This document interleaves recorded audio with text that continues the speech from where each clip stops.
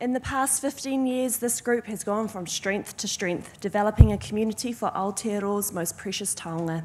From the Whakatane District, let's hear from the Whakatane Kiwi Trust.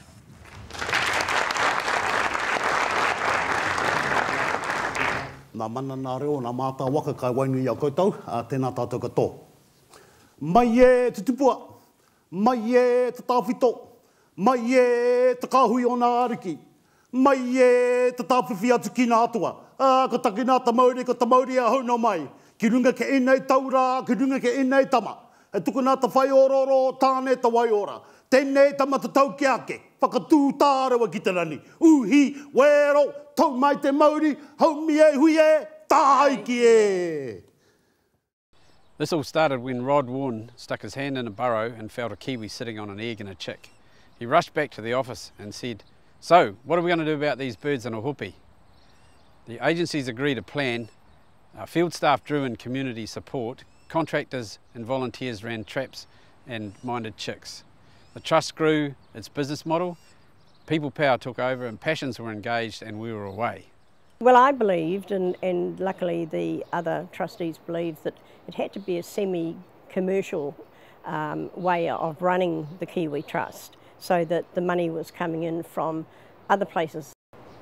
The education part of it, I think, is very, very important, and the Hopi Beach School participates to a fantastic level, but we wanted children from other areas to come in and see what a live kiwi looked like. And whenever we did a release, there was always the opportunity of children to be told a little bit more. The Kiwi Trust is very much a part of this community, as is the school, and I think that's where the school saw the opportunity to be in partnership with the Kiwi Trust, and it's a great opportunity for children to gain a real sort of empathy and understanding for their natural environment and resources around them. And the kiwi being the endangered bird, the children have taken that on board and are very involved in everything around that. We've been, probably the last 6 years, we've been doing various things with the Trust, to the point now where the children have been up on the track, maintaining the track, and were instrumental in part of the opening of the new whare up there. So. There's just huge support from all the schools, our Kiwi Tracker facility, and everybody involved in this project has just really made a huge contribution to, I guess, the success that we're experiencing today. We're really thrilled with the work that the Trust is doing, but more so the involvement of the wider community and the volunteers. And without volunteers for any project such as the Whakatane Kiwi Trust, projects like this just would not happen. So I've been with the Kiwi Trust for about 7 years now. And I sort of took it on as something to do on my days off because I was shift worker, and it's sort of morphed into something pretty huge now. We spend most of our time in the bush, me and the kids and my mother. This is an amazing project. The Whakatane Kiwi Trust, I think, is one of a kind. I think the next chapter for the Whakatane Kiwi project is actually helping other iwi-led projects as well, getting community involvement, setting up education resources, getting kids out in the bush. We do that pretty well here now, and I'm really proud of that. I love getting kids out in the bush, and I would never have said that 14 years ago. I was the last person that wanted to teach children. So this has been a challenge, this project, and now the children, the education aspect of it, and the volunteers, and the whānau, and the amazing group of people that we have, and community that we have with this project. Is absolutely amazing, and I really enjoy it.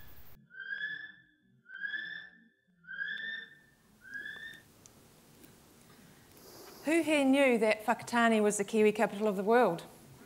It is. It has been trademarked, not on a whim. It has been trademarked. Not on a whim, but because nowhere else in the world are Kiwi living in or near people's backyards in an urban environment. The Trust vision, whakarongo mai rā ki te tangi o te Kiwi o Whakatane, hear the call of the Whakatane Kiwi, has been realised. But it hasn't always been like that. In 1999, 8 remaining North Island brown kiwi were found in a Hopi Scenic Reserve, following a survey initiated by concerned members of the public.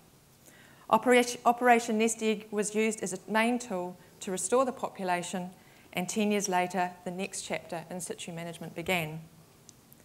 With a successful restoration program, the kiwi population increased. So much so that the project expanded out of the core area into the neighbouring reserves. We know that kiwi can't fly, but they will travel. Our birds started to disperse far and wide, sometimes causing headaches, but ultimately repopulating the wider Whakatane area. We have released over 230 kiwi chicks, but surveys show a total population of well over 300. Challenges were faced as kiwi dispersed, of course, but there were also new opportunities and partnerships. Relationships with landowners, iwi, other community groups, organisations, businesses and foresters are an important part of the success of the project and ultimately the survival of our precious birds. With increasing kiwi numbers came volunteers that helped to continue the success.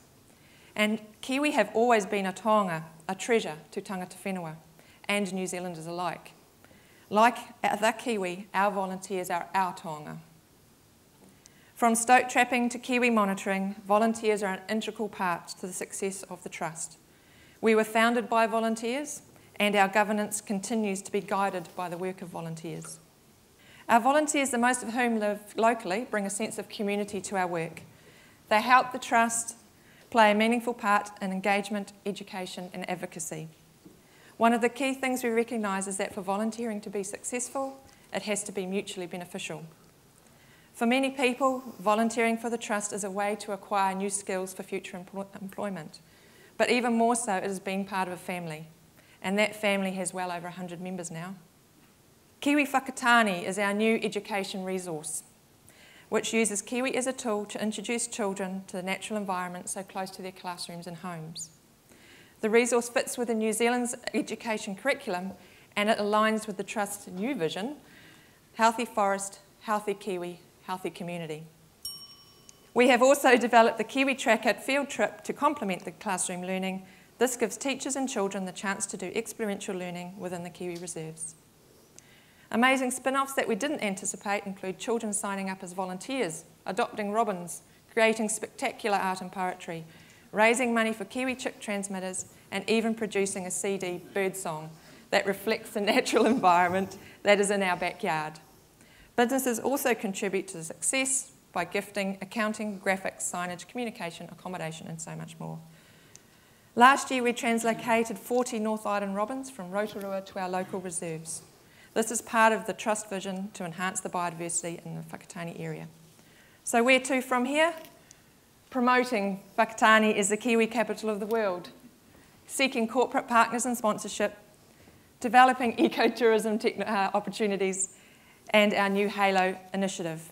And put simply, Whakatane Halo is about providing a safe haven for our kiwi and other native species that are now entering our urban areas.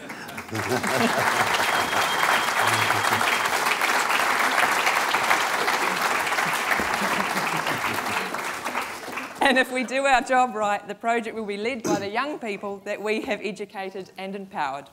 We think our mayor's got a new role.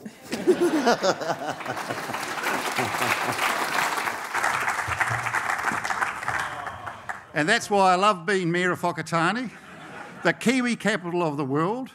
And it's a privilege, it is really a privilege that we are a partner of the Whakatane Kiwi project. Thank you. Thank you.